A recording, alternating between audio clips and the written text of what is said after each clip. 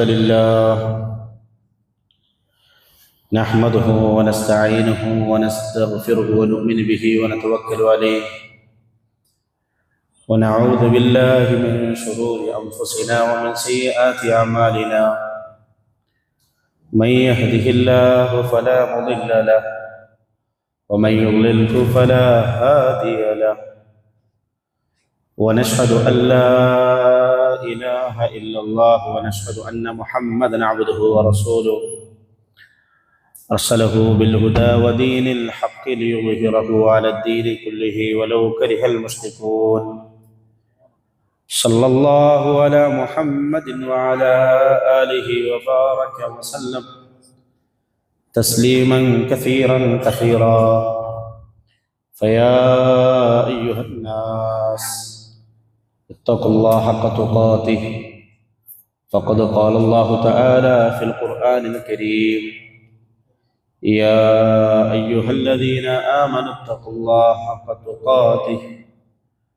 ولا تموتن إلا وأنتم مسلمون وقال الله تعالى يا أيها الذين آمنوا اتقوا الله ولتنظر نفس ما قدمت لغد واتقوا الله إن الله خبير بما تعملون رب اشرح لي صدري ويسر لي أمري واحلل عقدة من لساني يفقهوا قولي وما توفيقي إلا بالله عليه توكلت وإليه أنيب. പ്രിയപ്പെട്ട സത്യവിശ്വാസികളെ, വിശ്വാസിനികളെ, ജീവിതത്തിൻ്റെ എല്ലാ മേഖലകളിലും അല്ലാഹു സുബ്ഹാനഹു വ തആലയെ തഖ്വ ചെയ്ത് സൂക്ഷിച്ചുകൊണ്ട് ജീവിക്കണമേ എന്ന് ഞാൻ ആദ്യമായി എൻ്റെ നഫ്സിനോടും തുടർന്ന് നിങ്ങൾ ഓരോരുത്തരോടും ഓർമ്മപ്പെടുത്തുകയാണ്, വസിയ്യത്ത് ചെയ്യുകയാണ്. അല്ലാഹു സുബ്ഹാനഹു വ തആല അവനെ തഖ്വ ചെയ്ത് ജീവിക്കുന്ന നല്ല അടിയാറുകളുടെ കൂട്ടത്തിൽ നമ്മളെല്ലാം ഉൾപ്പെടുത്തി അനുഗ്രഹിക്കുമാറാകട്ടെ. നമ്മിൽ നിന്ന് വന്നുപോയിട്ടുള്ള ചെറുതും വലുതുമായ എല്ലാ തെറ്റുകുറ്റങ്ങളെയും അല്ലാഹു സുബ്ഹാനഹു വ തആല പുറത്തു മാപ്പാക്കി നൽകുമാറാകട്ടെ. ഹറാമുകളിൽ നിന്ന്, പാപകർമ്മങ്ങളിൽ നിന്ന് അകത്ത് ജീവിക്കുവാൻ അല്ലാഹു തൗഫീഖ് പ്രദാനം ചെയ്യുന്ന സാലിഹ്യങ്ങളുടെ കൂട്ടത്തിൽ അല്ലാഹു നമ്മളെയൊക്കെ ഉൾപ്പെടുത്തി അനുഗ്രഹിക്കുമാറാകട്ടെ. മാതാപിതാക്കളോടൊപ്പം, ബന്ധുമിത്രാദികളോടൊപ്പം, ഭാര്യ സന്താനങ്ങളോടൊപ്പം, നമ്മിൽ നിന്ന് മരണപ്പെട്ടുകൊണ്ട് ഖബറിൻ്റെ ജീവിതത്തിലൂടെ കടന്നു പോകുന്ന പ്രിയപ്പെട്ടവരോടൊപ്പം ജന്നാത്തുൽ ഫിർദൗസിൽ ഹബീബായ റസൂലുള്ളാഹി സ്വല്ലല്ലാഹു അലൈഹി വസല്ലമയോടൊപ്പം ഒരുമിച്ച് കൂടാൻ സാധിക്കുന്ന ഭാഗ്യവാന്മാരായ അടിമകളുടെ കൂട്ടത്തിൽ അള്ളാഹു നമ്മളെയൊക്കെ ഉൾപ്പെടുത്തി അനുഗ്രഹിക്കുമാറാകട്ടെ. ആമീൻ യാ റബ്ബൽ ആലമീൻ. പ്രിയപ്പെട്ട സുഹൃത്തുക്കളെ, സഹോദരിമാരെ, അല്ലാഹു സുബ്ഹാനഹു വ തആല ഹബീബായ റസൂലുള്ളാഹി സ്വല്ലല്ലാഹു അലൈഹി വസല്ലം മുഖാന്തരം മുസ്ലിം ഉമ്മത്തിന് ആഴ്ചയിൽ ഒരു ദിവസം വെള്ളിയാഴ്ച ദിനത്തിൽ ജുമാ ഖുത്ബക്ക് വേണ്ടിയും ജുമാ നമസ്കാരത്തിനു വേണ്ടിയും ഒരുമിച്ച് കൂടൽ നിർബന്ധ ബാധ്യതയാക്കി. ഈ ദിവസത്തിൽ, ഈ സമയത്ത് നാം ഒരുമിച്ച് കൂടൽ കൊണ്ട് ലക്ഷ്യമാക്കുന്നത് നമ്മുടെ സ്വന്തം തസ്കിയത്താണ്, നമ്മുടെ സ്വന്തം ജീവിതത്തിലുള്ള മാറ്റാണ്. ആഴ്ചയിൽ ഒരു സമയം നിങ്ങളുടെ മുമ്പിൽ എൻ്റെ പ്രഭാഷണ മികത്വം നിങ്ങളെ കാണിക്കുവാൻ വേണ്ടിയല്ല ഒരു ഖത്തീബ് അവർക്ക് എഴുന്നേറ്റ് നിൽക്കുന്നത്. ചൂടുള്ള ഈ സമയത്ത് പണിയുടെയും തിരക്കിൻ്റെയും എല്ലാം ഇടയിൽ ഒരമണിക്കൂർ നേരം ബ്രേക്ക് എടുക്കാൻ, കുറച്ച് തണുപ്പത്തിരിക്കാൻ വേണ്ടിയുമല്ല നമ്മൾ വെള്ളിയാഴ്ച ദിവസം ജുമാക്ക് വേണ്ടി ഒരുമിച്ച് കൂടുന്നത്. ഇത് വലിയ ലക്ഷ്യത്തോടു കൂടിയാണ് നമ്മൾ ഒരുമിച്ച് കൂടുന്നത്. ആ ലക്ഷ്യം എൻ്റെയും നിങ്ങളുടെയും ജീവിതത്തിൽ മാറ്റം ഉണ്ടാവുക എന്നുള്ളതാണ്. നമ്മുടെ ഈ ജുമായുടെ ഒരുമിച്ച് കൂടൽ മുഖാന്തരം അത്തരം ഒരു ലക്ഷ്യം കൈവരിക്കാൻ സാധിക്കുന്നില്ലെങ്കിൽ നമ്മുടെ അധ്വാനം പായായതാണ്. ഈ 1/4 മണിക്കൂർ സമയം നമ്മൾ ഒരുമിച്ച് കൂടുന്ന ഈ ഒരുമിച്ച് കൂടൽ ഒരു വൃഥാവിലുള്ള അനാവശ്യമായിട്ടുള്ള പ്രവർത്തനമാണ്. നമ്മുടെ ലക്ഷ്യം നമുക്ക് കൈവരിക്കാൻ സാധിക്കുന്നില്ലെങ്കിൽ നമ്മുടെ ലക്ഷ്യം നമ്മുടെ എല്ലാം പേഴ്സണൽ ലൈഫിൽ മാറ്റേണ്ടത് എന്നുള്ളതാണ്. അത് നമ്മുടെ വലിയൊരു ആഗ്രഹം, വലിയ ടെൻഷനുമാണ്. 5 നേരത്തെ നമസ്കാരം ഒന്നുപോലും നഷ്ടപ്പെടാതെ പള്ളിയിൽ ജമാഅത്തായി നമസ്കരിക്കണം നമുക്ക് ആഗ്രഹമുണ്ട്.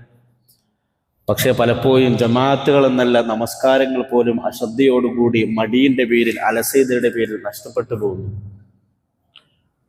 മാതാപിതാക്കളോട് ആദരവിൽ, സ്നേഹത്തിൽ പെരുമാറണം നമുക്കറിയാം. ഭാര്യയോട് മാന്യമായി പെരുമാറുന്നവനാണ് ഹബീബായ റസൂലുള്ളാഹി സ്വല്ലല്ലാഹു അലൈഹി വസല്ലമയുടെ ഉമ്മത്തിൽപ്പെട്ടവരെന്ന് നമുക്കറിയാം. ആ അറിവുണ്ടായിട്ടും പലപ്പോഴും നമുക്ക് നമ്മുടെ ദേഷ്യം കടിച്ചു പിടിക്കാൻ സാധിക്കുന്നില്ല. നമ്മൾ പൊട്ടിത്തെറിക്കുന്നു, ഉമ്മയോട് പൊട്ടിത്തെറിക്കുന്നു, ഉപ്പയോട് പൊട്ടിത്തെറിക്കുന്നു, ഭാര്യയോട് കയർക്കുന്നു. നാവിനെ സൂക്ഷിക്കണമെന്ന് നമുക്കറിയാം. ഒരുപാട് ഖുത്ബകളിൽ ഞാൻ പറഞ്ഞു, നിങ്ങൾ കേട്ടു. പറയുന്ന എനിക്കും കേൾക്കുന്ന നമുക്കൊക്കെ അറിയാം. കളവ് പറയരുത്, പരദൂഷണം പറയരുത്, കുറ്റപ്പെടുത്തരുത്, കളിയാക്കരുത്, തെറിവാക്കുകൾ ഉപയോഗിക്കരുത് എന്നൊക്കെ നമുക്കറിയാം. പക്ഷേ ചില സമയത്ത് നമ്മളിൽ നിന്ന് അത്തരം വാക്കുകൾ സംഭവിച്ചു പോകുന്നു. പാപകർമ്മങ്ങളിൽ നിന്ന് അകന്ന് ജീവിക്കണം എന്നെല്ലാം നമുക്കറിയാം. പക്ഷേ ആ അറിവിൻ്റെ അടിപ്പടയിൽ നമുക്ക് ജീവിക്കാൻ സാധിക്കുന്നില്ല. പാപകർമ്മങ്ങൾ എന്നെണ്ണുമ്പോൾ ഏറ്റവും പെട്ടെന്ന് നമ്മുടെ മനസ്സിലേക്ക് ഓടി വരുന്ന പാപകർമ്മം അത് വ്യഭിചാരമാണ്. ഒരു മനുഷ്യനെ പിശാചും അവൻ്റെ സ്വന്തം നഫ്സും ഏറ്റവും കൂടുതൽ വശംവദനാക്കാൻ ശ്രമിക്കുന്ന പാപം അത് വ്യഭിചാരമാണ്. എല്ലാ അവയവങ്ങൾ കൊണ്ടും ചെയ്യാൻ സാധിക്കും എന്നുള്ളതാണ് വ്യഭിചാരം എന്ന് പറയുന്ന പാപത്തിൻ്റെ ഏറ്റവും വലിയ ആപത്ത്. കണ്ണുകൾ കൊണ്ടുള്ള വ്യഭിചാരം അന്യയായ ഒരു സ്ത്രീയിലേക്ക് താല്പര്യത്തോടു കൂടി നോക്കലാണ്. റസൂലുള്ളാഹി സ്വല്ലല്ലാഹു അലൈഹി വസല്ലം ഹദീസിന്റെ ആശയത്തിൽ പഠിപ്പിക്കുന്നതാണ്. ചെവി കൊണ്ടുള്ള വ്യഭിചാരം ഒരു അന്യയായ സ്ത്രീയുടെ ശബ്ദത്തിലേക്ക് താല്പര്യത്തോടു കൂടി കേൾക്കാൻ ശ്രമിക്കുക എന്നുള്ളതാണ്. കൈകൊണ്ടുള്ള വ്യഭിചാരം തൊടലും സ്പർശിക്കലുമാണ്. കാലുകൊണ്ടുള്ള വ്യഭിചാരം നടന്നു പോക്കാണ് ആ വ്യഭിചാരത്തിലേക്ക്. ഈ രീതിയിൽ മനുഷ്യന്റെ എല്ലാ ശരീരങ്ങളും പങ്കാവുന്ന ഒരു പാപകർമ്മമാണ് വ്യഭിചാരം. കണ്ണിനെ സൂക്ഷിക്കണം എന്ന് നമുക്കറിയാം. പക്ഷേ പിശാചിന്റെയും നമ്മുടെ സ്വന്തം നഫ്സിന്റെയും വശീകരണങ്ങൾക്ക് നമ്മൾ വിധേയമാകുന്നു. നന്നാവണമെന്ന് ആഗ്രഹമുണ്ട്, പക്ഷെ നന്നാവാൻ സാധിക്കുന്നില്ല. എല്ലാവരുടെയും പ്രശ്നമാണ്, എല്ലാവരുടെയും ഒരു ടെൻഷനാണ്. എവിടെയാണ് നമ്മുടെ പ്രശ്നം കിടക്കുന്നത്?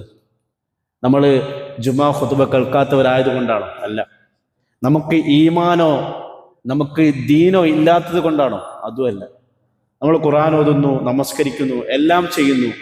എന്നിട്ടും എവിടെയാണ് നമുക്ക് പ്രശ്നം സംഭവിക്കുന്നത്? എവിടെയാണ് നമ്മുടെ കുഴപ്പം? അസുഖം എവിടെ നിന്നറിഞ്ഞ് ചികിത്സിക്കാത്തത് കൊണ്ടാണ് ഈ പ്രശ്നങ്ങളുടെ എല്ലാം പ്രധാനപ്പെട്ട ഒരു കാരണം.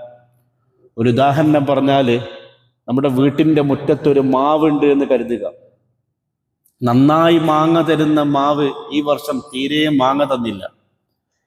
നമ്മൾ നോക്കിയപ്പോൾ ആ മാവിൽ നിറയെ ഒരുപാട് ഇത്തിൽ കണ്ണികൾ വളർന്നിരിക്കുന്നു. ആ ഇത്തിൽ കണ്ണികളുടെ ഇല നമ്മൾ പറിച്ചെടുക്കാൻ ശ്രമിച്ചാൽ, ആ ഇലകളൊക്കെ നമ്മൾ പറിച്ചു കളഞ്ഞാൽ ആ പ്രശ്നം പരിഹൃതമാകും? ഇല്ല. കയച്ചു വളർന്നു നിൽക്കുന്ന മാവിൽ വളർന്നു നിൽക്കുന്ന ഇത്തിൽ കണ്ണികളുടെ ഇത്തിളുകൾ, അതിൻ്റെ കണ്ണി പോകുന്ന ആ ഇത്തിളുകൾ വളർന്നു നിൽക്കുന്ന ശിഖരങ്ങളിലെല്ലാം വളർന്നു നിൽക്കുന്ന ഇത്തിൽ കണ്ണികൾ പറിച്ചാലും പ്രശ്നം പരിഹൃതമാകുമോ? ഇല്ല. വീണ്ടും മാവിന് പ്രശ്നം ഉണ്ടായിക്കൊണ്ടേയിരിക്കും, അസുഖം ഉണ്ടായിക്കൊണ്ടേയിരിക്കും. നമ്മൾ ആഗ്രഹിക്കുന്ന രീതിയിൽ ഫലം തരാതിരിക്കും. ആ അസുഖം പരിപൂർണമായിട്ടും സുഖം പ്രാപിക്കണമെങ്കിൽ ആ മാവിൽ വളർന്നു പൊന്തി നിൽക്കുന്ന ആ ഇത്തിൽ കണ്ണികൾ ഭൂമിയിൽ എവിടെ നിന്നാണോ വളർന്നു പൊന്തിയത് അതിൻ്റെ വേരിൽ നിന്ന് അറുക്കണം. അതിൻ്റെ വേരോടുകൂടി അറുക്കണം. ആ വേരിൽ നിന്ന്, ഭൂമിയിൽ നിന്ന് ആ മാവിലേക്ക് ആ ഇത്തിൽ കണ്ണികൾ എവിടെ നിന്നാണോ വളർന്നു പൊന്തുന്നത് അവിടെ നിന്ന് അറുത്താൽ മാത്രമാണ് ആ മരത്തിന്റെ എല്ലാ ശിഖരങ്ങളിലും വലിഞ്ഞു മുറിഞ്ഞ് ആ മരത്തെ നശിപ്പിക്കുന്ന ആ ഇത്തിൽ കണ്ണി എന്ന് പറയുന്ന ചെടിയെ പരിപൂർണമാക്കി നമുക്ക് നശിപ്പിക്കാൻ സാധിക്കൂ. എന്ന് പറയുന്നത് പോലെ നമ്മുടെ ജീവിതത്തിൽ സമൂലമായ ഒരു മാറ്റം വേണമെങ്കിൽ അടിസ്ഥാനപരമായി നമ്മൾ നടത്തേണ്ട ചികിത്സ നമ്മുടെ മനസ്സിലാണ്. മനസ്സ് is the core of the a man. ഒരു മനുഷ്യന്റെ ഏറ്റവും ശരീരത്തിന്റെ, അവന്റെ ജീവിതത്തിലെ ഏറ്റവും അടിസ്ഥാന കേന്ദ്രം അത് മനസ്സാണ്. നബി സല്ലല്ലാഹു അലൈഹി വസല്ലം പഠിപ്പിച്ചില്ലേ, അലാ വഇന്ന ഫിൽ ജസദി മുദ്ഗ ഇദാ സലഹത് സലഹൽ ജസദു കുല്ലു വഇദാ ഫസദത് ഫസദൽ ജസദു കുല്ലു അലാ വഹിയൽ ഖൽബ്. എല്ലാ മനുഷ്യന്റെയും ശരീരത്തിൽ ഒരു സാധനമുണ്ട്, കൽബ് എന്നാണ് അതിൽ പറയുക. കൽബ്, നമുക്ക് മലയാളത്തിൽ അതിന് മനസ്സ് എന്ന് അർത്ഥീകരിക്കും. ആ മനസ്സ് നന്നായാൽ അവനെല്ലാം നന്നാവും, അവന്റെ ജീവിതം നന്നാവും, അവന്റെ ശരീരം നന്നാവും, എല്ലാം നന്നാവും. ആ മനസ്സ് മോശമായാലോ, ആ മനസ്സ് വെടക്കായാലോ അവന്റെ ജീവിതവും അവന്റെ പെരുമാറ്റവും അവന്റെ ഇടപാടുകളും എല്ലാം മോശമാവും, എല്ലാം ദുശ്ചെയ്തിയിൽ പെട്ടുപോകും. ഇല്ലേ? നമ്മുടെ എല്ലാം ജീവിതത്തിന്റെ എല്ലാ മാനസിക വികാരങ്ങളുടെയും കേന്ദ്രമാണ് മനസ്സ്. സന്തോഷം എവിടെ നിന്നാണ് വരുന്നത്? മനസ്സിൽ നിന്നാണ്. ദുഃഖം എവിടെ നിന്നാണ്? മനസ്സിൽ നിന്നാണ്. ധൈര്യം എവിടെ നിന്നാണ്? മനസ്സിൽ നിന്നാണ്. പേടി എവിടെ നിന്നാണ്? മനസ്സിൽ നിന്നാണ്. അലസത എവിടെ നിന്നാണ്? മനസ്സിൽ നിന്നാണ്. ശ്രദ്ധ എവിടെ നിന്നാണ്? മനസ്സിൽ നിന്നാണ്. താല്പര്യം എവിടെ നിന്നാണ്? മനസ്സിൽ നിന്നാണ്. മടി എവിടെ നിന്നാണ്? മനസ്സിൽ നിന്നാണ്. എന്നീ തുടങ്ങിയിരിക്കുന്ന നമ്മുടെ മനുഷ്യന്റെ ശരീരത്തിലെ എല്ലാവിധ വികാരങ്ങളുടെയും കേന്ദ്രം അത് മനസ്സാണ്. ആ മനസ്സിനെ നമുക്ക് നമ്മുടെ കൺട്രോളിലാക്കാൻ സാധിച്ചാൽ ഒരു മനുഷ്യന് ലോകത്ത് എന്തും സാധ്യമാവും. ഒരു മനുഷ്യന്റെ ദുനിയാവിന്റെയും ദീനിയായ എല്ലാ വിജയങ്ങളുടെയും കേന്ദ്രം അത് മനസ്സാണ്. നമുക്ക് ദുനിയാവ് എടുക്കാം. ദുനിയാവ് ഒരു എക്സാമ്പിളായിട്ട് നമുക്ക് എടുക്കാം. ദീൻ നമുക്കൊരു എക്സാമ്പിളായിട്ട് എടുക്കാം. നമ്മളെല്ലാം പെട്ടുകിടക്കുന്ന പലതരത്തിലുള്ള അഡിക്ഷനുകളുണ്ട്. പലതരത്തിലുള്ള അഡിക്ഷൻ. അതിന് ലഹരിയുടെ അഡിക്ഷൻ എന്നൊന്നും പറയല്ല. ലഹരിയല്ലാത്ത പലതരത്തിലുള്ള അഡിക്ഷനുകളുണ്ട്. മദ്യം, മറ്റ് ലഹരി വസ്തുക്കൾ. ഇൻഷാ അല്ലാഹ് നമുക്കത് ജുമാ കഴിഞ്ഞിട്ട് ശരിയാക്കാം. ഇൻഷാ അല്ലാഹ് അത് വിട്ടേക്ക്. ഇൻഷാ അല്ലാഹ് ജുമാ കഴിഞ്ഞിട്ട് ശരിയാക്കാം.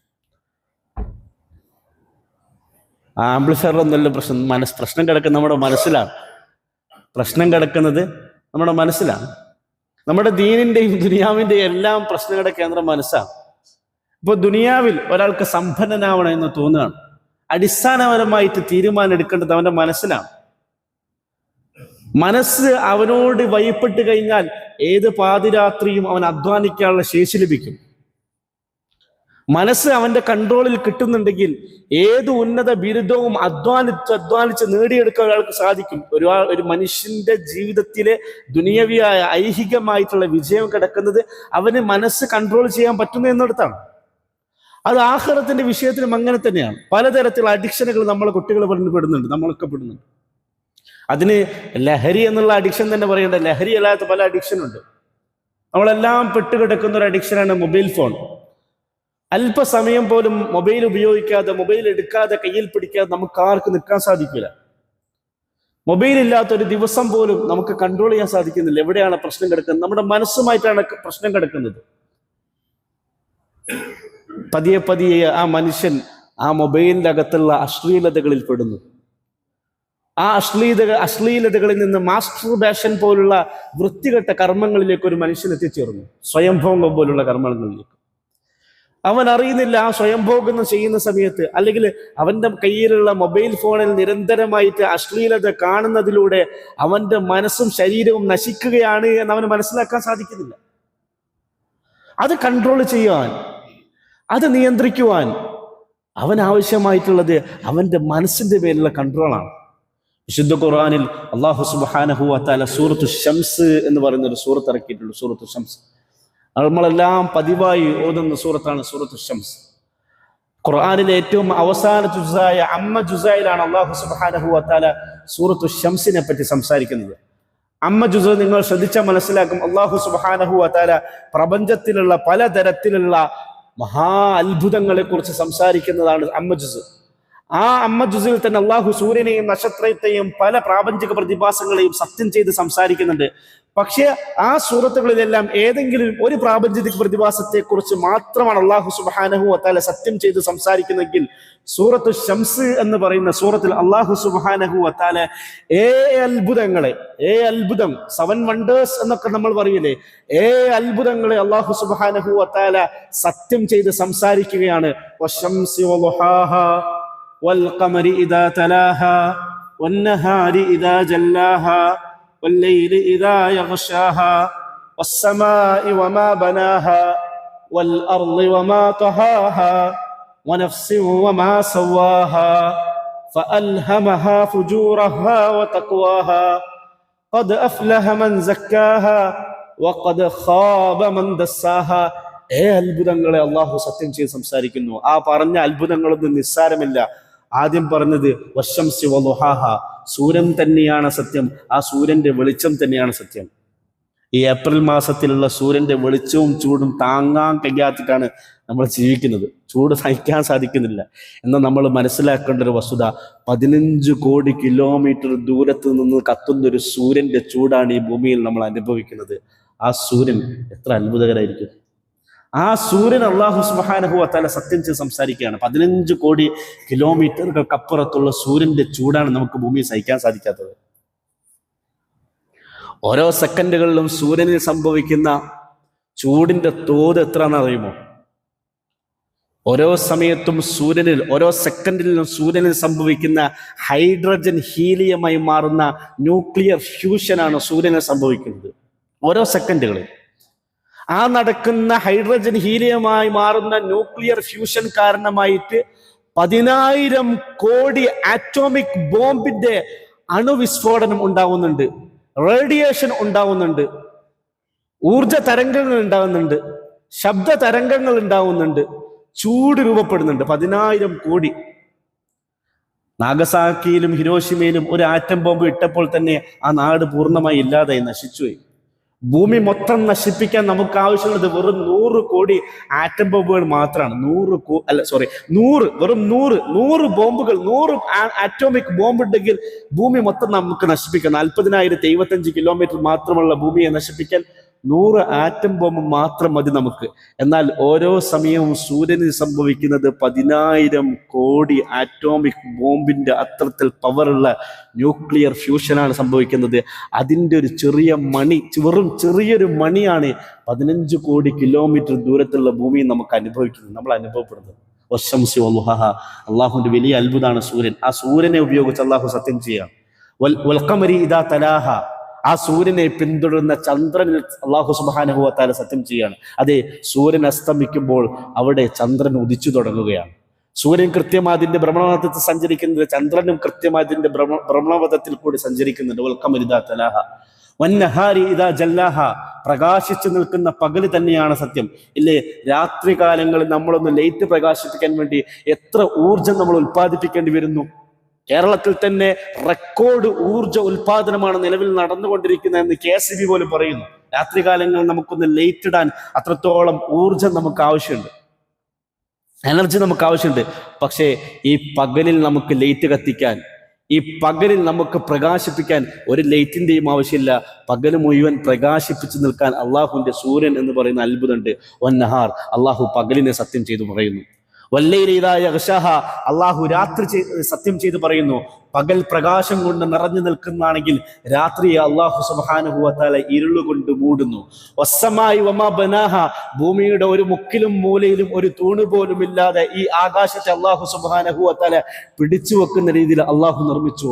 വസ്സമായി വമാ ബനാഹ വൽ അർളി വമാ തഹഹ, ഭൂമിയെ അള്ളാഹു സുബ്ഹാനഹു വ തആല മനുഷ്യന് സഞ്ചരിക്കാനും ജീവിക്കാനും എല്ലാം പറ്റുന്ന രീതിയിൽ, അതിനെ സമതലത്തിന്റെ രീതിയിൽ, അതിനെ പരത്തിയിട്ട് ഒരു പരവതാനിയെ കണക്കെ അള്ളാഹു സുബ്ഹാനഹു വ തആല സൃഷ്ടിച്ചു. ഭൂമി ഉരുണ്ടതാണെന്ന് നമുക്ക് നന്നായി അറിയാം. ആ ഉരുണ്ട ഭൂമിയിൽ ഈ പർവ്വതങ്ങളും ഈ പുഴകളും ഈ നദികളും എല്ലാം ഉരുണ്ട ഭൂമിയിൽ എങ്ങനെ ഒരു പരവതാനിയെ കണക്കി അള്ളാഹു സുബ്ഹാനഹു വ തആല സംവിധാനിച്ചു എന്നുള്ളതാണ് അതിന്റെ അത്ഭുതം. ഭൂമി ഉരുണ്ടതാണെന്ന് നമുക്കറിയാം. ഉരുണ്ട ഭൂമിയിൽ കിടക്കുന്ന നദികൾ, ഉരുണ്ട ഭൂമിയിലുള്ള കടൽ, അതിലെ നദികളും അതിലെ കടലുകളും കാണുമ്പോൾ എന്തുകൊണ്ടാണ് അത് ഉരുണ്ടതാണെന്ന് നമുക്ക് അനുഭവപ്പെടാതെ അതൊരു പരവതാനിയെ കണക്കെ നമുക്ക് അനുഭവപ്പെട്ടത്? 6 അത്ഭുതങ്ങളെ അള്ളാഹു പറഞ്ഞു. സൂര്യനെ പറഞ്ഞു, ചന്ദ്രനെ പറഞ്ഞു, പകലിനെ പറഞ്ഞു, രാത്രിയെ പറഞ്ഞു. ഇതെല്ലാം പറഞ്ഞ ശേഷം ആകാശത്തെ പറഞ്ഞു, ഭൂമിയെ പറഞ്ഞു. ഇതെല്ലാം പറഞ്ഞ ശേഷം അള്ളാഹു പറഞ്ഞു വനഫ്സി വമാ സവ്വാഹ, അള്ളാഹു സുബ്ഹാനഹു വ തആല മനുഷ്യന്റെ ശരീരത്തിൽ സംവിധാനിച്ചിരിക്കുന്ന നഫ്സ് തന്നെയാണ് സത്യം. ഫഅൽഹമഹാ ഫുജൂറഹാ വ തഖ്വാഹ, ഓരോ നഫ്സുകൾക്കും നല്ലതെന്താണ് ചീത്തതെന്താണ് അള്ളാഹു സുബ്ഹാനഹു വ തആല പഠിപ്പിച്ചിട്ടുണ്ട് എന്ന് പറഞ്ഞ ശേഷം അള്ളാഹു സുബ്ഹാനഹു വ തആല പറയാണ് ഖദ് അഫ്ലഹ മൻ സക്കാഹ വഖദ് ഖാബ മൻ ദസ്സഹ. അത്ഭുതങ്ങളെ കുറിച്ച് സംസാരിച്ച ശേഷം എന്തിനെ പറ്റിയാണ് അള്ളാഹു സുബ്ഹാനഹു വ തആല പറയുന്നത്? 7 ലോകാത്ഭുതങ്ങളെ സത്യം ചെയ്ത് അള്ളാഹു പിന്നീട് പറയാൻ പോകുന്ന കാര്യം നമ്മുടെ മനസ്സിനെ കുറിച്ചാണ്. ആര് മനുഷ്യന്റെ ശരീരത്തിലുള്ള മനസ്സിനെ സംശുദ്ധീകരിച്ചിട്ടുണ്ടോ അവന്റെ ജീവിതം വിജയിച്ചു. ആർക്ക് സ്വന്തം നഫ്സിനെ നിയന്ത്രിക്കാൻ സാധിക്കുന്നില്ലയോ അവൻ നശിച്ചുപോയി. ഇല്ലേ, ഇന്നത്തെ നമ്മുടെ ശാരീരിക അസുഖങ്ങളുടെ ഒക്കെ കാരണം ഏറ്റവും പ്രധാനമായിട്ട് നമ്മുടെ മനസ്സാണ്. നമ്മൾ കരുതണ്ട വയസ്സായത് കൊണ്ടാണ് ഈ അസുഖം വന്നതെന്ന് കരുതണ്ട. നമ്മുടെ ഭക്ഷണ രീതിയിൽ വന്ന മാറ്റങ്ങൾ കൊണ്ടാണ് ഈ അസുഖങ്ങൾ വന്നതെന്ന് മാത്രം കരുതണ്ട. മനുഷ്യന് ഇന്നുണ്ടാകുന്ന ശാരീരിക അസുഖങ്ങൾ, അത് സ്ട്രോക്ക് ആകട്ടെ, ക്യാൻസർ ആകട്ടെ, ലിവർ ഡിസീസ് ആകട്ടെ, ഇത് എൻ്റെ എല്ലാം പ്രധാനപ്പെട്ട ഒരു കാരണം മനസ്സാണ്. മനസ്സിന് അസുഖം വരുമ്പോഴാണ് ശരീരത്തിലേക്ക് അസുഖം തുടങ്ങുന്നത്. ഇന്ന് ലോകത്ത് ശാരീരിക അസുഖങ്ങളെക്കാൾ കൂടുതലുള്ളത് മാനസിക അസുഖങ്ങളാണ്. നമ്മുടെ കൂട്ടത്തില് ശാരീരിക അസുഖമുള്ള ആൾ വളരെ കുറച്ചേ ഉണ്ടാവും. പക്ഷെ നമ്മളെല്ലാവരും മനസ്സിന്റെ പല അസുഖങ്ങളുള്ള ആൾക്കാരാണ്. ഡിപ്രഷൻ ഇല്ലാത്ത ആരാണ് നമ്മുടെ കൂട്ടത്തിലുള്ളത്? ടെൻഷൻ ഇല്ലാത്ത ആരാണ് നമ്മുടെ കൂട്ടത്തിലുള്ളത്? പേടിയില്ലാത്ത ആരാണ് നമ്മുടെ കൂട്ടത്തിലുള്ളത്? ദുഃഖം, കൂടിയ രീതിയിലുള്ള ദുഃഖം, വിഷാദമില്ലാത്തവരായി ആരാണ് നമുക്കുള്ളത്? കുറഞ്ഞ പക്ഷം ചെറുപ്പക്കാരായുള്ള ഇവിടെയുള്ള കുട്ടികൾക്കൊക്കെ ഒരു മാനസിക അസുഖം ഉണ്ടാവും. പണ്ടൊക്കെ മാനസിക അസുഖം എന്ന് പറഞ്ഞിട്ടുണ്ടെങ്കിൽ അത് വട്ടായിരുന്നു. വട്ടല്ല കേട്ടോ ഞാൻ മാനസിക അസുഖങ്ങൾ ഉദ്ദേശിക്കുന്നത്. അതല്ലാത്ത പലതരത്തിലുള്ള മാനസിക അസുഖങ്ങളുണ്ട്. നമ്മളെ ചെറുപ്പക്കാരായിട്ടുള്ള കുട്ടികൾ അനുഭവിക്കുന്ന ഒരു മാനസിക അസുഖമാണ് മടി. വല്ലാത്ത മടി അല്ലേ? നമുക്കൊക്കെ ആ പരീക്ഷ എങ്ങനെയെങ്കിലും പാസ്സായി എടുക്കണമെന്നുണ്ട്, ആ പേപ്പർ എങ്ങനെയെങ്കിലും എഴുതി എടുക്കണമെന്നുണ്ട്, പക്ഷെ കഴിയുന്നില്ല. ഈ മൊബൈലൊന്ന് മാറ്റി വെച്ചൊന്ന് പഠിക്കാതിരിക്കണമെന്നുണ്ട്, പക്ഷെ കഴിയുന്നില്ല. ആ ജോലി കിട്ടാൻ ഒന്ന് ശ്രമിക്കണമെന്നുണ്ട്, പക്ഷെ കഴിയുന്നില്ല. കുറെ കാലം ഈ മനസ്സിൽ ഒരു പുതിയൊരു പ്രോജക്റ്റ് സ്റ്റാർട്ട് ചെയ്യണമെന്ന് ആഗ്രഹമുണ്ട്, പുതിയൊരു സംരംഭം സ്റ്റാർട്ട് ചെയ്യണമെന്ന് ആഗ്രഹമുണ്ട്, പക്ഷെ കഴിയുന്നില്ല. ആ മടിയെ മാറ്റുന്നില്ല. ഇതൊരു മാനസിക അസുഖമാണ്. ഇത്തരം മാനസിക അസുഖങ്ങൾ തന്നെയാണ് നമ്മുടെ ശരീരത്തെ നശിപ്പിക്കുന്നത്. നമ്മുടെ ശരീരവും മനസ്സും അത്രത്തോളം കണക്റ്റഡ് ആണ്. ഒരു മനുഷ്യന്റെ ശരീരത്തിന് ഒരു ദിവസം 6 മണിക്കൂറോളം വിശ്രമമാണ്, 6 മണിക്കൂറോളം ഉറക്കം വേണം. ഒരാൾ രാത്രി ഉറങ്ങിയില്ല എന്ന് കരുതുക. ഒരാൾക്ക് രാത്രി ഉറങ്ങാൻ പറ്റിയില്ല. ഒരാൾ രാത്രി മുഴുവൻ മൊബൈൽ നോക്കിയിരുന്നു. അന്ന് രാത്രി ഉറങ്ങാൻ പറ്റാത്ത ഒരാൾ പിറ്റേ ദിവസം പകല് അയാളുടെ മാനസികാവസ്ഥ എന്തായിരിക്കും? ദേഷ്യമായിരിക്കും, ഭയങ്കര വെറുപ്പായിരിക്കും, ഭയങ്കര അസ്വസ്ഥമായിരിക്കും. ശരീരത്തിന് കിട്ടേണ്ട ഉറക്കം കിട്ടാതാകുമ്പോൾ അത് മനസ്സിനെ എഫക്റ്റ് ചെയ്യുമെങ്കിൽ മനസ്സിലുണ്ടാവുന്ന അസുഖങ്ങൾ, മനസ്സിലുണ്ടാകുന്ന ഡിപ്രഷൻ പോലുള്ള, മനസ്സിലുണ്ടാവുന്ന ടെൻഷൻ പോലുള്ള അസുഖങ്ങൾ നമ്മുടെ ശരീരത്തിനെയും ബാധിക്കൂലേ? നമ്മുടെ ശരീരത്തിനും പലതരത്തിലുള്ള അസുഖങ്ങൾ ഉണ്ടാക്കൂലേ? അപ്പൊ എങ്ങനെയാണ് മനസ്സിനെ കൺട്രോൾ ചെയ്യേണ്ടത്? അത് നിസ്സാരമൊന്നല്ല. നേരത്തെ അല്ലാഹു സുബ്ഹാനഹു വ തആല സൂര്യനെ പറ്റി സംസാരിച്ചു, ചന്ദ്രനെ പറ്റി സംസാരിച്ചു, ആകാശങ്ങളെയും ഭൂമികളെയും കൂടി സംസാരിച്ചു. ആ സൂര്യനെയും നക്ഷത്രത്തെയും നമ്മൾ കൺട്രോൾ ചെയ്യൽ എത്രത്തോളം പ്രയാസമാണോ അതിലധികം പ്രയാസമാണ് നമ്മുടെ സ്വന്തം മനസ്സിനെ കൺട്രോൾ ചെയ്യൽ. ചെറുതല്ല, നിസ്സാരമല്ല. സുബഹിയുടെ സമയം 5 മണിയുടെ സമയത്ത് ബാങ്ക് കൊടുക്കുകയാണ്. എഴുന്നേൽക്കണം, നിസ്കരിക്കണം എന്ന് നമുക്ക് അറിവുണ്ട്, നമുക്കെല്ലാം അറിവുണ്ട്. നിസ്കാരം നഷ്ടപ്പെടുത്തിയാൽ പാപമാണെന്ന് നമുക്കറിയുന്നുണ്ട്, പക്ഷെ നമുക്ക് എഴുന്നേൽക്കാൻ സാധിക്കുന്നില്ല. എന്താണ് ആ പ്രശ്നം? നമ്മുടെ മനസ്സിന്റെ അകത്താണ് പ്രശ്നം. നമ്മുടെ മനസ്സിനെ നമുക്ക് കൺട്രോൾ ചെയ്യാൻ പറ്റുന്നില്ല.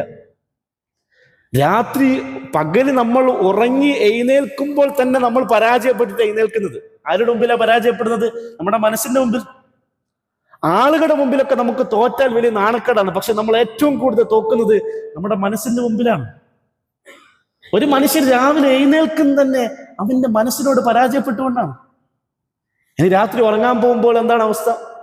10 മണിക്ക് ഉറങ്ങാൻ കിടക്കുന്ന ഒരാൾ ഉറങ്ങാൻ കിടക്കുമ്പോൾ ഫോൺ എടുത്ത് നോക്കരുത് എന്ന് വല്ലാതെ ആഗ്രഹമുണ്ട്. നോക്കി തുടങ്ങിയാൽ കുറേ സമയം അങ്ങനെ നോക്കിയിരുന്നു പോകും എന്നുള്ള അറിവുണ്ട്, പക്ഷെ നോക്കിയിരുന്നു പോകും. 1 മണിക്കൂർ നോക്കി, 2 മണിക്കൂർ നോക്കി, 12 മണിയായി.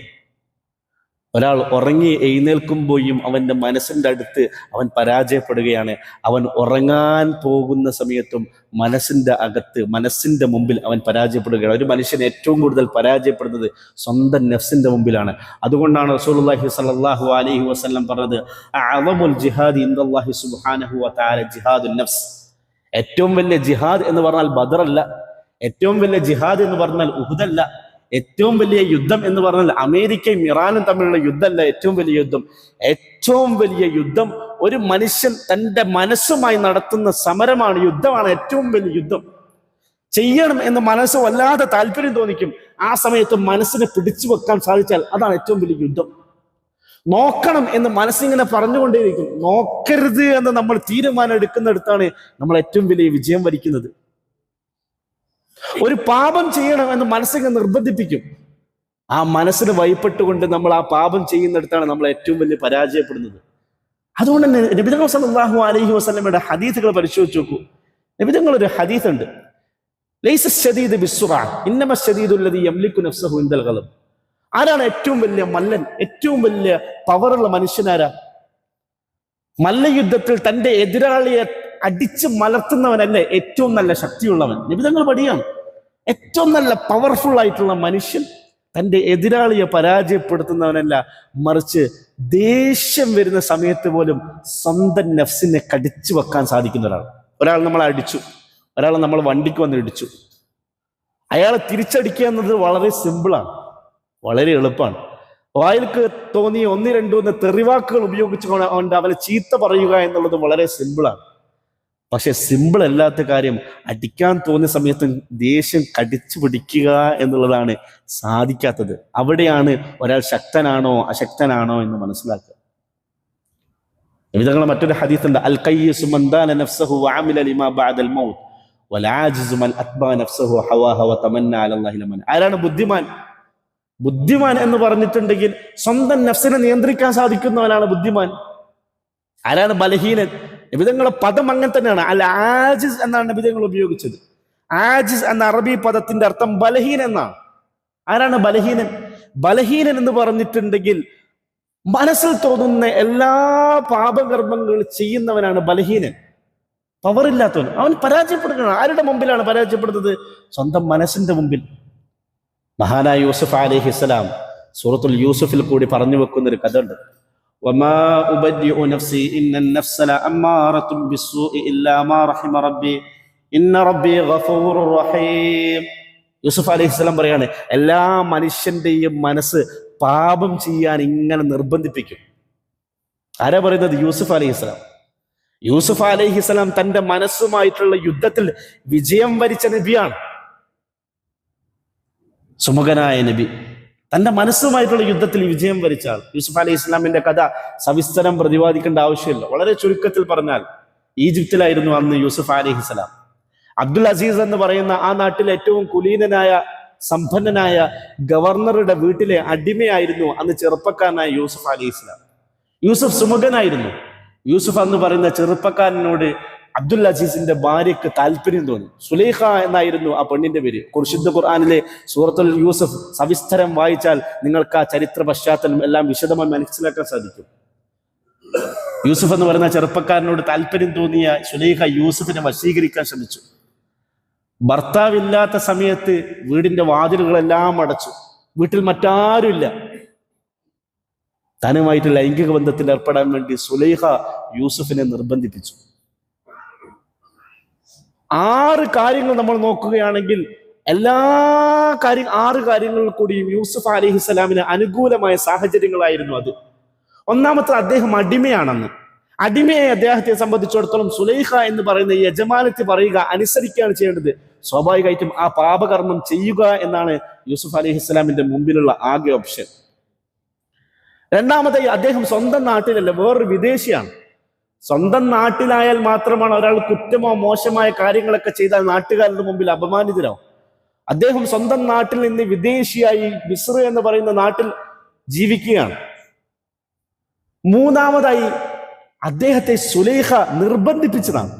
അദ്ദേഹമായിട്ട് ആ പാപകർമ്മത്തിലേക്ക് പോയതല്ല. ഒരു സ്ത്രീ ലൈംഗിക ബന്ധത്തിൽ ഏർപ്പെടണം എന്ന് പറഞ്ഞുകൊണ്ട്, അതും വലിയ കുടുംബത്തിലെ സമ്പന്നയായ സുന്ദരിയായ സ്ത്രീ. നാലാമതായിട്ട് ഖുർആൻ തന്നെ പറയുന്നുണ്ട്, വഅല്ലഖത്തിൽ അബ്വാബ്. സുലൈഖ യൂസുഫ് അലൈഹിസ്സലാമിനെ സമീപിച്ച സമയത്ത് ആ ബംഗ്ലാവിന്റെ എല്ലാ വാതിലുകളും അടച്ചുപൂട്ടിയിരുന്നു.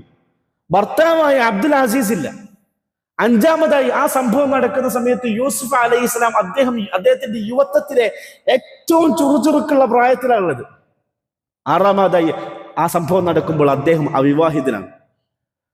അന്നേ വരെ ലൈംഗിക ബന്ധത്തിൽ ഏർപ്പെടാത്തൊരു മനുഷ്യൻ, അന്നേ വരെ ഒരു സ്ത്രീയുടെ സൗന്ദര്യം ആസ്വദിക്കാത്തൊരു മനുഷ്യൻ. അത്രയും 6 ഫാക്ടറുകൾ അനുകൂലമായി ഉണ്ടായിട്ടും, ആ പാപകർമ്മങ്ങളിൽ വീണു പോവാനുള്ള 6 സാധ്യതകൾ ഉണ്ടായിട്ടും, ആ പെണ്ണിന്റെ മുമ്പിൽ യൂസുഫ് അലൈഹിസ്സലാം ഇല്ല, ഈ പാപം ചെയ്യാൻ ഞാനില്ല എന്ന് പറഞ്ഞുകൊണ്ട് വാതിലിന്റെ അടുക്കലേക്ക് ഓടിയ യൂസുഫ് അലൈഹിസ്സലാമയാണ് സ്വന്തം മനസ്സിനെ നിയന്ത്രിച്ച, സ്വന്തം മനസ്സിനെ കൺട്രോൾ ചെയ്തതിൽ ഏറ്റവും മഹിതമായ മഹത്തരമായ ഉദാഹരണങ്ങളൊന്ന് ആ യൂസുഫ് അലൈഹിസ്സലാമയാണ് പറയുന്നത്, ഇന്ന നഫ്സല അമ്മാറത്തും ബിസ്സൂ. മനസ്സെപ്പോഴും പാപകർമ്മങ്ങൾ ചെയ്യാൻ മനുഷ്യനെ നിർബന്ധിപ്പിക്കും. ആ നിർബന്ധത്തിൽ നിന്ന് രക്ഷപ്പെടുക എന്നുള്ളതാണ് നമ്മൾ മനസ്സുകൊണ്ട് ചെയ്യേണ്ടത്. ഇന്ന് ആധുനിക ലോകത്ത് മനസ്സിനെ നിയന്ത്രിക്കാൻ, മനസ്സിനെ കൺട്രോൾ ചെയ്യാൻ വേണ്ടി ഒരുപാട് ഗവേഷണ പഠനങ്ങളൊക്കെ നടക്കുന്നുണ്ട്. അതിൽ തന്നെ മോഡേൺ സൈക്കോളജിയിൽ പറയുന്ന കാര്യം, ഒരാൾ ഒറ്റയ്ക്കിരിക്കണം, അരമണിക്കൂറോ 1 മണിക്കൂറെങ്കിലും ദിവസം ഈ എക്സസൈസ് ചെയ്യണമെന്നാണ് മോഡേൺ സൈക്കോളജി പറയുന്നത്. ഒറ്റയ്ക്കിരുന്നു കൊണ്ട് മനസ്സിലേക്ക് വരുന്ന ചിന്തകളൊക്കെ ഇങ്ങനെ വാച്ച് ചെയ്യണം. മോശം ചിന്തകൾ വരുമ്പോൾ അതിനൊക്കെ മകഞ്ഞു മാറ്റണം. നല്ല ചിന്തകളെ മാത്രം മനസ്സിൻ്റെ അകത്തേക്ക് കടത്തി വിട്ടുന്ന രീതിയിൽ അരമണിക്കൂർ പ്രഭാതത്തിലും അരമണിക്കൂർ വൈകുന്നേരത്തിലും മനസ്സിനെ കൺട്രോൾ ചെയ്യുന്ന രീതിയിൽ ഇരിക്കണം എന്നാണ് ആധുനിക മനഃശാസ്ത്രത്തിൽ ഇന്ന് എങ്ങനെ മനസ്സിനെ കൺട്രോൾ ചെയ്യാം എന്നുള്ള പഠനങ്ങൾ മുന്നോട്ട് വെക്കുന്നത്. പഴയകാലങ്ങളിലൊക്കെ ഋഷിമാർ തപസ്സിരുന്നതും ധ്യാനത്തിലിരുന്നതും സ്വന്തം മനസ്സിനെ നിയന്ത്രിക്കാനായിരുന്നു എന്ന് നമ്മൾ പഠിച്ചിട്ടുണ്ട്. ഹിറാ ഗുഹയിൽ റസൂലുള്ളാഹി സ്വല്ലല്ലാഹു അലൈഹി വസല്ലം ആളുകളിൽ നിന്നെല്ലാം മാറി ഒറ്റയ്ക്കിരുന്നു കൊണ്ട് അള്ളാഹുവിൻ്റെ മുമ്പിൽ ഇബാദത്ത് ചെയ്തതും അള്ളാഹുവിൻ്റെ മുമ്പിൽ മാത്രം ഭയപ്പെടുന്ന ഒരു മനസ്സ് രൂപീകരിക്കാൻ വേണ്ടിയായിരുന്നു. ഒരു മുഅ്മിനിന്റെ ജീവിതത്തിലെ ഇബാദത്തിലും അതിനു വേണ്ടി തന്നെയാണ്. ഒരു ദിവസം 5 നേരം നമ്മൾ നമസ്കരിക്കുന്നുണ്ട്. ഓരോ നമസ്കാരങ്ങൾക്കും 5-10 മിനിറ്റ് നമ്മൾ എടുക്കുന്നുണ്ട്. തഹജ്ജുദ് നമസ്കാരം കൂടി ഉൾപ്പെടുത്തുകയാണെങ്കിൽ ഒരു ദിവസം മിനിമം 1 മണിക്കൂർ സമയം ഒരു മുഅ്മിനായ മനുഷ്യൻ നമസ്കരിക്കുന്നുണ്ട്. ആ നമസ്കരിക്കുന്ന മനുഷ്യൻ എങ്ങനെയാണ് ഇത്രയും ചെറിയ മനസ്സിനെ നിയന്ത്രിക്കാൻ പറ്റാത്തത്? അത് നമ്മുടെ നമസ്കാരം അതിൻ്റെ ലക്ഷ്യത്തിലെത്താത്തതിൻ്റെ പേരിലാണ്. 10 മിനിറ്റാണ് നമ്മൾ നമസ്കരിക്കുന്നതെങ്കിൽ നമസ്കാരം ആരംഭിച്ചത് മുതൽ നമസ്കാരം അവസാനിക്കുന്നത് വരെ നമ്മുടെ മനസ്സിൻ്റെ അകത്തേക്ക് ദുനിയവിയായ ഒരു ചിന്തകളും കടന്നു വരാതെ നമുക്ക് നമ്മുടെ മൈൻഡിനെ കൺട്രോൾ ചെയ്യാൻ പറ്റുമെങ്കിൽ നമസ്കാരത്തിന് പുറത്തുള്ള നമ്മുടെ ഡേ ടു ഡേ ലൈഫിൽ പാപകർമ്മങ്ങളിൽ നിന്ന് അകന്നു നിൽക്കാൻ നമുക്ക് സാധിക്കും. അതുകൊണ്ടാണ് നിബിധങ്ങൾ സല്ലല്ലാഹു അലൈഹി വസല്ലം പറഞ്ഞത്, ഒരാൾ തന്റെ നിസ്കാരം ശരിയാക്കിയിട്ടുണ്ടെങ്കിൽ തന്റെ ജീവിതം ശരിയാക്കാൻ പറ്റും. അവ്വലു മാ യുഹാസബു ബിഹിൽ അബ്ദു യൗമൽ ഖിയാമ അസ്സലാ ഇദാ സ്വലഹത് സ്വലഹ സായിറു അസ്ദിഹി വഇദാ ഫസദ സായിറു അമാലിഹി. ഒരു മനുഷ്യൻ തന്റെ ജീവിതത്തിൽ നമസ്കാരം ശരിയാക്കിയിട്ടുണ്ടെങ്കിൽ അവന്റെ എല്ലാ അമലുകളും അവന് ശരിയാക്കാം. ഒരാളുടെ നമസ്കാരം മോശമായിട്ടുണ്ടെങ്കിൽ അവന്റെ എല്ലാ അമലുകളും മോശമാവും. നാളെ അള്ളാഹുവിന്റെ അടുക്കൽ അള്ളാഹു സുബ്ഹാനഹു വ തആല ഏറ്റവും ആദ്യം വിചാരണ ചെയ്യുന്നത് ഈ നമസ്കാരമാണ് എന്ന് പറയുന്നിടത്താണ്. എന്താണ് നമ്മുടെ നമസ്കാരം കൊണ്ട് ലക്ഷ്യമാക്കുന്നത്? എന്താണ് നമ്മുടെ ഖുർആൻ ഓത്തുകൾ കൊണ്ട് ലക്ഷ്യമാക്കുന്നത്? എന്താണ് നമ്മുടെ ദിക്റുകൾ കൊണ്ട് ലക്ഷ്യമാക്കുന്നത്? കേവലമായിട്ടുള്ള അവയവങ്ങൾ കൊണ്ടുള്ള ഇബാദത്തുകൾ എന്ന് പുറമെ നമ്മുടെ മനസ്സിനെ കൺട്രോൾ ചെയ്യാൻ സാധിക്കുന്ന ഒരു ധ്യാനത്തിന്റെ, ഒരു തപസ്സിന്റെ മൂവ്മെന്റ് ആണ് നമസ്കാരം എന്ന് പറഞ്ഞാൽ. 10 മിനിറ്റ് സമയമാണ് നമ്മൾ നമസ്കരിക്കുന്നതെങ്കിൽ ആ നമസ്കാരത്തിന്റെ ആദ്യം മുതൽ അവസാനം വരെ നമ്മുടെ മനസ്സിനെ കൃത്യമായിട്ട് നമസ്കാരത്തിൽ മാത്രം, അള്ളാഹുവിൽ മാത്രം ഫോക്കസ് ചെയ്തുകൊണ്ട് നമുക്ക് ചെയ്യാൻ സാധിക്കുമെങ്കിൽ അതിലൂടെ നമ്മൾ കൺട്രോളിലാക്കാൻ സാധിക്കുന്ന നമ്മുടെ മനസ്സിനാണ്. മഹാനായ മർസദ് ബിൻ അബിൽ മർസദുൽ ഗനവി എന്ന് പറയുന്നൊരു സഹാബി ഉണ്ടായിരുന്നു. മർസദ് ബിൻ അബി മർസദുൽ ഗനവി റളിയല്ലാഹു അൻഹു. റസൂലുള്ളാഹി സ്വല്ലല്ലാഹു അലൈഹി വസല്ലം അദ്ദേഹത്തിന് ഏൽപ്പിച്ച ഉത്തരവാദിത്തം, അന്ന് നബിതങ്ങളും സഹാബാക്കളെല്ലാം മദീനത്താണ്. അന്ന് മദീനത്തേക്ക് വരാൻ സാധിക്കാതെ മക്കയിൽ തടവ് പുള്ളികളായി കഴിഞ്ഞിരുന്ന ഒരുപാട് മുസ്ലിം സഹാബാക്കൾ ഉണ്ടായിരുന്നു. അത്തരം മുസ്ലിമീങ്ങളായ സഹാബികളെ അവരെ അവിടെ നിന്ന് മോചിപ്പിച്ച്, തടവിൽ നിന്ന് മോചിപ്പിച്ച് മദീനത്തേക്ക് കൊണ്ടുവരിക എന്നുള്ള ഉത്തരവാദിത്തം നിർവഹിച്ച സഹാബിയായിരുന്നു മർസദ് ബിൻ അബിൽ മർസദുൽ ഗനവി റളിയല്ലാഹു അൻഹു. റസൂലുള്ളാഹി സ്വല്ലല്ലാഹു അലൈഹി വസല്ലം ഒരിക്കൽ അങ്ങനെയുള്ള ഒരു മുസ്ലിമായ സഹാബിയെ, തടവ് പുള്ളിയെ രക്ഷിച്ചു കൊണ്ടുവരാൻ വേണ്ടി അദ്ദേഹത്തെ മക്കയിലേക്ക് പറഞ്ഞയച്ചു. ഇമാം തുർമിദി റളിയല്ലാഹു റഹിമഹുല്ലാഹ് ഉദ്ധരിക്കുന്ന ഹദീസാണ്. മക്കയിലെത്തി, രാത്രി സമയമാണ്, ആരുമില്ല. അദ്ദേഹം ഒരു മതിലിന്റെ അടുത്ത് ഒളിഞ്ഞു നിന്നു. ആ സമയത്തിൽ നിന്നാണ് പിറകിൽ നിന്ന് വിളിവ് കേൾക്കുന്നത്, യാ മർസദ്. തിരിഞ്ഞു നോക്കിയപ്പോൾ അദ്ദേഹം ഇസ്ലാം മതം സ്വീകരിക്കുന്നതിന് മുമ്പ് അദ്ദേഹം പ്രേമത്തിലും ലൈംഗിക ബന്ധത്തിലും ഏർപ്പെട്ടിരുന്ന മദീനയിലെ ഒരു വ്യഭിചാരിയായ പെണ്ണായിരുന്നു അത്. മക്കയിലെ ഒരു വ്യഭിചാരിയായ പെണ്ണായിരുന്നു അത്. ആലിഖ എന്നായിരുന്നു, അനാക്ക എന്നായിരുന്നു ആ പെണ്ണിന്റെ പേര്. ആ പെണ്ണിന് ഈ മർസദിനെ കണ്ടപ്പോൾ വല്ലാതെ സന്തോഷം. ആ ഇരുട്ടത്ത് അദ്ദേഹത്തിന്റെ നീര് കണ്ടപ്പോൾ തന്നെ അനാക്ക എന്ന് പറയുന്ന ഒരു പെണ്ണിന് മനസ്സിലായിരുന്നു. കാരണം അവർക്കിടയിൽ ജാഹിലിയത്തിൽ അത്രത്തോളം അഭേദ്യമായ ബന്ധത്തിലായിരുന്നു. അനാക്ക മർസദ് അബിൽ മർസദ് അൽ ഗനവി റളിയല്ലാഹു അൻഹുവിനെ ലൈംഗിക ബന്ധത്തിലേക്ക് ക്ഷണിച്ചു. അനാക്ക, മർസദ്, താങ്കൾ ഈ രാത്രി എൻ്റെ കൂടെ സമയം സ്പെൻഡ് ചെയ്യണം, ഈ രാത്രി നമുക്ക് ഒന്നിച്ച് കഴിഞ്ഞുകൂടാം എന്ന് പറഞ്ഞു. മഹാനായ മർസദ് നബില മർസദുൽ ഖനവി റളിയല്ലാഹു അൻഹുവിന്റെ മറുപടി, ഈ അനാക്ക ഹറമല്ലാഹു അലൈഹി സിന, അനാക്ക ഞാൻ ഇന്ന് പഴയ ജാഹിലിയത്തിലല്ല, ഞാൻ ഇന്ന് പഴയ കുഫറിലല്ല, ഞാൻ ഇന്ന് മുസ്ലിമാണ്, ഞാൻ ഇന്നൊരു സഹാബിയാണ്. അള്ളാഹു എനിക്ക് വ്യഭിചാരം ഹറാമാക്കിയിരിക്കുകയാണ്, എന്നെ അതിൽ നിന്ന് നിർബന്ധിക്കരുത് എന്ന് പറഞ്ഞു. നമ്മൾ ശ്രദ്ധിക്കണം, ആരുമില്ലാത്ത പാതിരാത്രിയാണ്, തനിക്ക് മുമ്പേ പരിചയമുള്ള ഒരു സ്ത്രീയാണ്. അഥവാ എങ്ങാനും ആ സ്ത്രീയുടെ വശീകരണത്തിന് വിധേയനായിട്ടില്ലെങ്കിൽ ആ സ്ത്രീ ശബ്ദവും ബഹളവും ഒക്കെ ഉണ്ടാക്കി മക്കാരെ ഒക്കെ വിളിച്ചറിയിക്കും, ഇതാ മദീനയിൽ നിന്നുള്ള ഒരു മനുഷ്യനായ മുസ്ലിമായ മനുഷ്യൻ മക്കത്ത് വന്നിരിക്കുന്നു, ഇവിടെയുള്ള നിങ്ങളുടെ കയ്യിലുള്ള മുസ്ലിമായ തടവുപുള്ളിയെ കൊണ്ടാവാൻ വേണ്ടി എന്ന് വിളിച്ചു പറയും. എന്നെല്ലാം അറിഞ്ഞിട്ടും ആ പാപകർമ്മം ചെയ്യാനുള്ള എല്ലാവിധ അനുകൂലമായ സാഹചര്യം ഉണ്ടായിട്ടും അദ്ദേഹം അവിടെ വെച്ച് തന്റെ മനസ്സിനെ കൺട്രോൾ ചെയ്യാണ്. അദ്ദേഹം പേടിച്ച് തന്നെ സംഭവിച്ചു. അനാക്ക വിളിച്ചു പറഞ്ഞു, ഒച്ചത്തിൽ വിളിച്ചു പറഞ്ഞു, മക്കാരോട് പറഞ്ഞു, ഇതാ മദീനത്ത് നിന്നൊരു മുസ്ലിം സഹാബി വന്നിരിക്കുന്നു. ആളുകളെല്ലാം ഞെട്ടി എഴുന്നേറ്റു. അദ്ദേഹത്തിന്റെ പിന്നാലെ കൂടി ആ ഹദീസിൽ നമുക്ക് കാണാൻ സാധിക്കും, 8ഓളം മക്കയിലെ മുസ്ലിങ്ങൾ അദ്ദേഹത്തെ പിടികൂടാൻ വേണ്ടി പിന്നാലെ പോയി. അദ്ദേഹം മക്കയിലുള്ള ഒരു ഗുഹയിൽ പോയിട്ട് ഒളിഞ്ഞിരുന്നു. അദ്ദേഹത്തെ പിടിക്കാൻ വേണ്ടി മക്കത്തുള്ള മുസ്ലിങ്ങൾ എല്ലാവരും വന്നു. പക്ഷെ അള്ളാഹു സുബ്ഹാനഹു വ തആല സൗർ ഗുഹയിൽ അബൂബക്കർ റളിയല്ലാഹു അൻഹുവിനെയും നബി സല്ലല്ലാഹു അലൈഹി വസല്ലമയെയും രക്ഷിച്ചതുപോലെ അദ്ദേഹത്തെയും അള്ളാഹു സുബ്ഹാനഹു വ തആല മക്കയുടെ മുസ്ലിങ്ങളുടെ കണ്ണുകളിൽ നിന്ന് രക്ഷപ്പെടുത്തി. എല്ലാവരും പോയതിനു ശേഷം വീണ്ടും എല്ലാവരും പോയി കിടന്നുറങ്ങിയതിനു ശേഷം മർസദുൽ ഖനവി റളിയല്ലാഹു അൻഹു മക്കത്ത് തന്നെ വരികയും അദ്ദേഹത്തിന് റസൂൽ സല്ലല്ലാഹു അലൈഹി വസല്ലം ഏൽപ്പിച്ച ഉത്തരവാദിത്തമായ മക്കയിലുണ്ടായിരുന്ന ആ മുസ്ലിം സഹാബിയെ രക്ഷപ്പെടുത്തിക്കൊണ്ട് അദ്ദേഹം മദീനയിൽ എത്തിച്ചേർന്നു. നബി സല്ലല്ലാഹു അലൈഹി വസല്ലമയുടെ അടുക്കൽ തിരിച്ചെത്തി. ഒരു പാപകർമ്മത്തിന് ഒരു സ്ത്രീ ഒരു പാതിരാത്രി നിർബന്ധിപ്പിച്ച സമയത്തും അത് ചെയ്യാനുള്ള എല്ലാ സാഹചര്യങ്ങളും അനുകൂലമായ സമയത്തും സ്വന്തം നഫ്സിനെ കൺട്രോൾ ചെയ്ത ആ സഹാബിയായ മനുഷ്യൻ നബി സല്ലല്ലാഹു അലൈഹി വസല്ലമയുടെ മുമ്പിൽ പോയിട്ട് അദ്ദേഹം പറയുന്ന സാഹചര്യം നാം തുറന്നു ഉദ്ധരിക്കുന്നത്. നബി തങ്ങളുടെ അടുക്കൽ പോയിട്ട് പറഞ്ഞു, യാ റസൂലുള്ളാഹ്, മക്കയിൽ വെച്ച് ഞാൻ അനാക്കയെ കണ്ടുമുട്ടി. ജാഹിലിയ കാലഘട്ടത്തിൽ ഞാൻ പ്രണയിച്ചിരുന്ന ഒരു വ്യഭിചാരിയായ സ്ത്രീയായിരുന്നു അവൾ. ഞാൻ അവളെ വിവാഹം കഴിക്കട്ടെ? സുബ്ഹാനല്ലാഹ്, ഞാൻ അവളെ വിവാഹം കഴിക്കട്ടെ. നമ്മൾ ആലോചിക്കേണ്ടത്, മക്കയിൽ വെച്ച് അനാക്ക എന്ന് പറയുന്ന സ്ത്രീയെ കണ്ടപ്പോൾ അവൾ സുന്ദരിയല്ലാത്തതിന്റെ പേരിലല്ല അദ്ദേഹം വ്യഭിചാരത്തിൽ നകന്നത്. മക്കയിൽ വെച്ച് അവളെ കണ്ട സമയത്ത് അവൾ വ്യഭിചാരിയാണ് എന്നൊരു കുറ്റത്തിന്റെ പേരിലല്ല ആ സമയത്ത് മർസദ് റളിയല്ലാഹു അൻഹു ആ പാപകർമ്മത്തിൽ നകന്നത്. മറിച്ച് ഞാൻ ഇപ്പോൾ ഇവളുമായിട്ട് ലൈംഗിക ബന്ധത്തിൽ ഏർപ്പെട്ടിട്ടുണ്ടെങ്കിൽ അത് അള്ളാഹു ഹറാമാക്കിയ ഒരു കാര്യം ഞാൻ ചെയ്യുകയാണല്ലോ.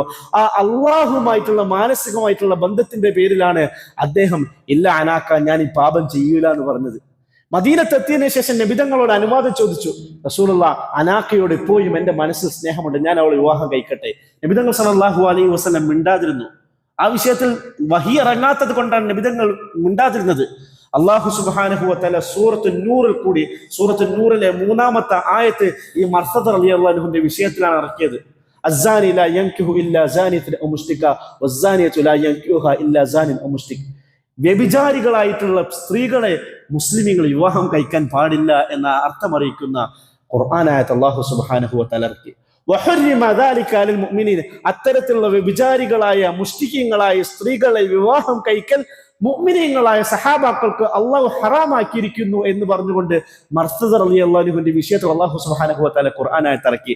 നമ്മൾ ആലോചിക്കേണ്ട വസ്തുത, അദ്ദേഹത്തിന്റെ മനസ്സിൽ ആ സ്ത്രീയോട് അപ്പോഴും ലൈംഗികമായിട്ടുള്ള താല്പര്യമുണ്ട്, പ്രേമമുണ്ട്, സ്നേഹമുണ്ട്, എല്ലാം ഉണ്ടായിട്ടും പാപചർമ്മം ചെയ്യാനുള്ള എല്ലാ സാഹചര്യം ഉണ്ടായിട്ടും അദ്ദേഹം സ്വന്തം നഫ്സിനെ കൺട്രോൾ ചെയ്തു എന്ന് മാത്രമല്ല, നബിതങ്ങളോട് അനുവാദം ചോദിച്ചു. അനുവാദം ചോദിച്ച സമയത്തും അനുവാദം കിട്ടിയിട്ടില്ല. അള്ളാഹു ഹറാമാക്കി, നിങ്ങൾക്ക് വിവാഹം കഴിക്കാൻ യാതൊരു അനുവാദവും ഇല്ല എന്നുള്ള ഖുർആൻ ആയത്താണ് സൂറത്തുൻ നൂറിൽ കൂടെ ഇറങ്ങിയത്. ഈ ആയത്ത് കേട്ട ഉടനെ റസൂലുള്ളാഹി സ്വല്ലല്ലാഹു അലൈഹി വസല്ലമയുടെ അടുക്കൽ മർസദ് റളിയല്ലാഹു അൻഹു പോയിട്ട് പറഞ്ഞു, യാ റസൂലല്ലാഹ്, അള്ളാഹുവിന്റെ അടുക്കൽ നിന്ന് ഇറങ്ങിയ ഈ വഹീന്റെ വിഷയത്തിൽ മർസദ് പൂർണ്ണ തൃപ്തനാണ്. അള്ളാഹു ആ സ്ത്രീ വിവാഹം കഴിക്കണ്ട എന്ന് എന്നോട് പറഞ്ഞത് വിഷയത്തിൽ ഞാൻ പൂർണ്ണ തൃപ്തനാണെന്നറിയും. എന്തുകൊണ്ടാണെന്നറിയാം റസൂലുള്ളാഹ്, അള്ളാഹു ആ ഖുർആൻ ആയത്തിൽ പറഞ്ഞില്ലേ, വഹർരിമ ദാലിക അലൽ മുഅ്മിനീൻ എന്നാണ് പറഞ്ഞത്. മുഅ്മിനീങ്ങൾക്ക് അള്ളാഹു ഹറാമാക്കി എന്നാണ് പറഞ്ഞത്. ആ ആയത്തിന്റെ അർത്ഥം എന്താണ്? ഈ മർസദ് മുഅ്മിനാണെന്ന് ആകാശത്ത് നിന്ന് അള്ളാഹു സുബ്ഹാനഹു വ തആല സാക്ഷി നിന്നിരിക്കുന്നു. ഇനി വരുന്ന മുസ്ലിം ഉമ്മത്ത് മുഴുവൻ, ഇനി വരുന്ന അള്ളാഹുവിന്റെ റസൂലിന്റെ ഉമ്മത്ത് മുഴുവൻ സൂറത്തുൻ നൂർ പാരായണം ചെയ്യും. ഈ സൂറത്തുൻ നൂറിൽ 3-ാമത്തെ ആയത്തായി ഈ ആയത്ത് പാരായണം ചെയ്യും. അവിടെ മുഅ്മിനൂൻ എന്നുള്ള പദം പാരായണം ചെയ്യും. ആ പദം കൊണ്ട് അള്ളാഹു ഉദ്ദേശിച്ചത് ഈ മർസദിനെയാണ്. ഈ മർസദിന്റെ പേരിൽ അള്ളാഹു ഒരു ഖുർആനായത്ത് ഇറക്കിയിരിക്കുന്നു. ഈ മർസദ് മുഅ്മിനാണെന്ന് അള്ളാഹു സാക്ഷ്യം പറഞ്ഞിരിക്കുന്നു. ഇതായിരുന്നു സഹാബാക്കൾ. ആ സഹാബാക്കൾ നേടിയെടുത്തിരുന്ന മാനസികമായിട്ടുള്ള കൺട്രോളാണ് നമ്മൾ നേടിയെടുക്കേണ്ടത്. പാപം ചെയ്യാൻ എത്ര അനുകൂലമായ സാഹചര്യങ്ങൾ ഉണ്ടായാലും, എത്ര പാപം ചെയ്യാൻ ആരും കാണാത്ത ഇരുട്ടുള്ള മുറിയിലാണെങ്കിലും, വാതിലുകളെല്ലാം അടച്ചു നിൽക്കുന്ന സാഹചര്യത്തിലാണെങ്കിലും, ഒറ്റയ്ക്കിരിക്കുന്ന സമയത്ത് പാപകർമ്മങ്ങൾ ഉപേക്ഷിക്കുന്നവനാണ് ഏറ്റവും വലിയ മുഅ്മിൻ എന്ന് പഠിപ്പിച്ചത് ഹബീബായ റസൂൽ സല്ലല്ലാഹു അലൈഹി വസല്ലമയാണ്. അല്ലാഹു സുബ്ഹാനഹു വ തആല നമ്മുടെ ജീവിതത്തിൽ തഖ്വ ഉണ്ടാക്കിയെടുക്കാൻ, നമ്മുടെ ജീവിതത്തിൽ മാനസികമായിട്ടുള്ള കൺട്രോൾ ഉണ്ടാക്കിയെടുക്കാൻ, നമ്മുടെ ജീവിതത്തിൽ അള്ളാഹുവിന് ഭയപ്പെടുന്ന ജീവിതം കെട്ടിപ്പടുക്കാൻ അല്ലാഹു സുബ്ഹാനഹു വ തആല നമുക്കൊക്കെ തൗഫീഖ് പ്രദാനം ചെയ്യുമാറാകട്ടെ. വആഖിറു ദഅവാനാ അനിൽ ഹംദുലില്ലാഹി റബ്ബിൽ ആലമീൻ.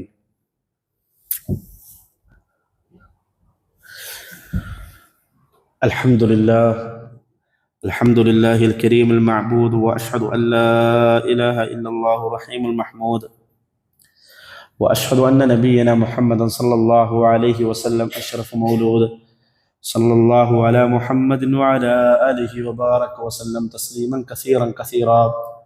فيا أيها الناس اتقوا الله حق تقاته فقد قال الله تعالى في القرآن الكريم يا أيها الذين آمنوا اتقوا الله حق تقاته ولا تموتن إلا وأنتم مسلمون. وقال الله تعالى يا أيها الذين آمنوا اتقوا الله ولتنظر نفس ما قدمت لغد واتقوا الله إن الله خبير بما تعملون. اللهم اغفر للمؤمنين والمؤمنات والمسلمين والمسلمات والأحياء منهم والأموات إنك مجيب الدعوات يا قاضي الحاجات.